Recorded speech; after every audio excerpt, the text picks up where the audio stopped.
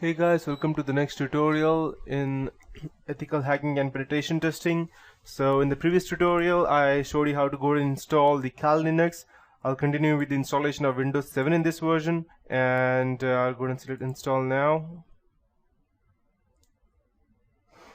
And by the time it gets installed, I'll also go ahead and show you some specific things as to what okay, so before I proceed, we have it over here. I would be installing the 32-bit file, and let's use Ultimate. It has everything. Windows 7 Ultimate activated, 32-bit, perfect. And yes, I accept. Advanced, and yes, perfect, next.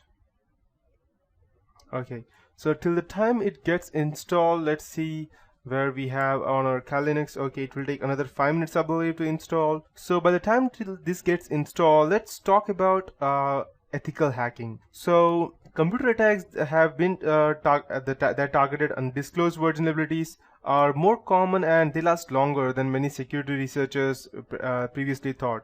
So there is something called as zero-day attack nowadays, which has become more popular.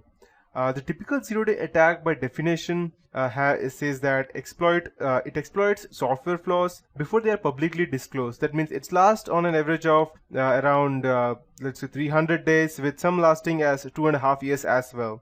So zero-day attacks are meaner, and they are more rampant than you can ever think of.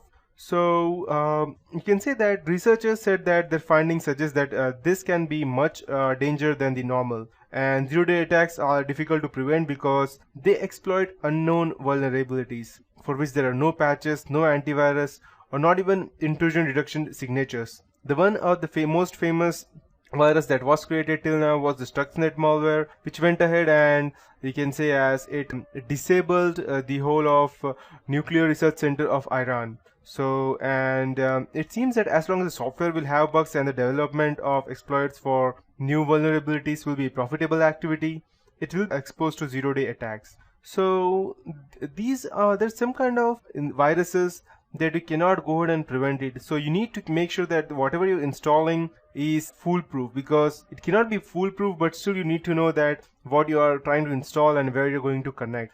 However, it is doubtful that repacking alone can account for an increase up to 5 orders of magnitude, but still more likely this increase in result of extensive use of virus be proven that there are exploits in other malware as well. That means you can still go ahead and exploit a virus as well. So it is important to bear in mind before learning ethical hacking that attackers break into systems for various purposes. Therefore, it is important to comprehend how malicious hackers exploit systems and the probable reasons behind the attack. So if you know what you're doing, it's fine, but there are some people who don't know what they're doing, so it will be very hard for you to go and actually trace them.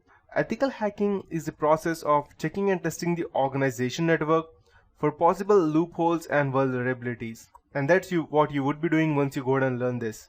The individuals or experts who perform ethical hacking are called as white hats. They perform hacking in ethical ways without causing any damage to computer system, and thereby increasing the security parameter of an organization.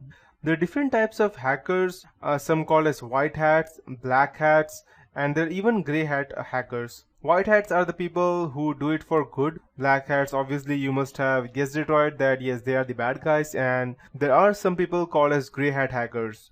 They can be called as hacktivists as well, or something like that. So we would be thinking in this tutorial as to how a black hat goes ahead and hacks into system, and the same way we would be using.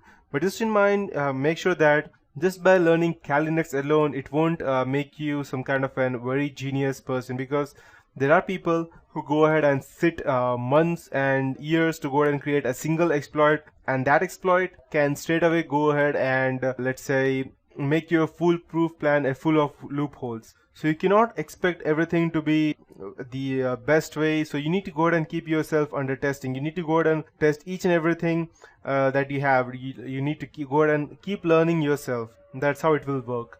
So there is one question though, that why do people go ahead and hack other people's stuff? So in these tutorials further on, I would be using the specific terminologies which would be very much necessary for you to understand. So the first thing would be the hack value, and the hack value is a notion among all hackers that something is worth doing which is interesting, And hackers might feel that breaking down the toughest network security might give them great satisfaction, and that is something they have accomplished. Not everyone could do. That can be one of the reasons why they hack. Or another thing is an exploit. Exploit is defined as a way to breach security on an IT system through vulnerability. Vulnerability is a weakness in design and implementation error that can lead to unexpected or undesirable event. Let's say you have not yet patched your Windows 7 version or the Windows 8 version, or so that means that there can be a loophole in your security and it can still be hacked.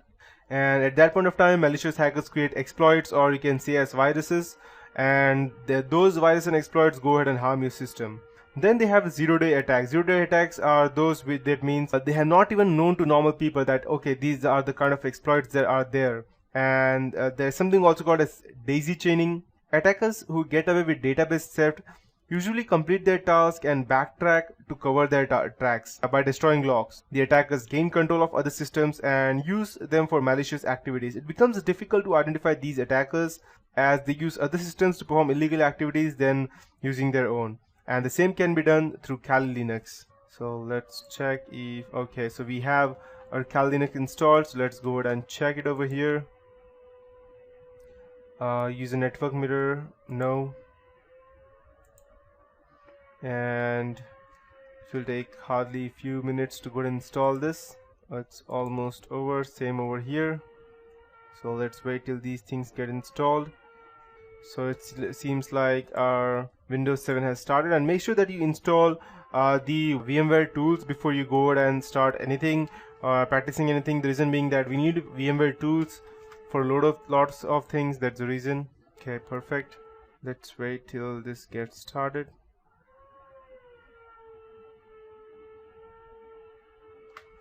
Seems like Windows 7 has started. Where are we on Kali Linux? It's still trying to configure the package manager.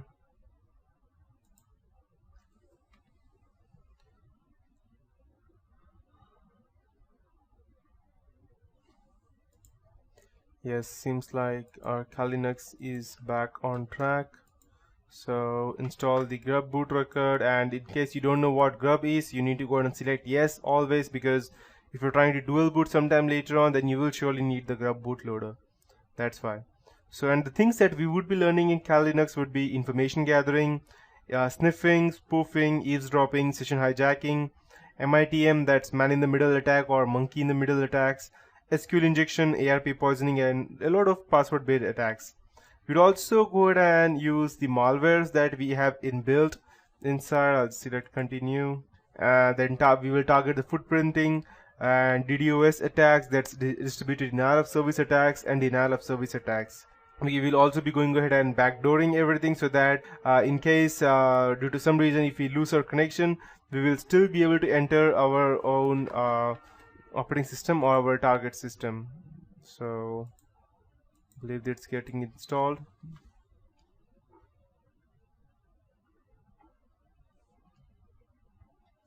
So let's check. Perfect. Seems like our Windows version is starting.